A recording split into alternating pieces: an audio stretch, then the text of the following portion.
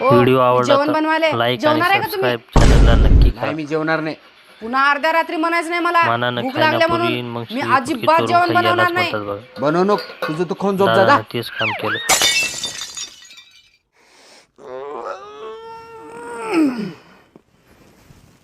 व्हायला रात्रीची 2 वाजली ग राव. भूक बी लागली. चला काहीतरी खातो.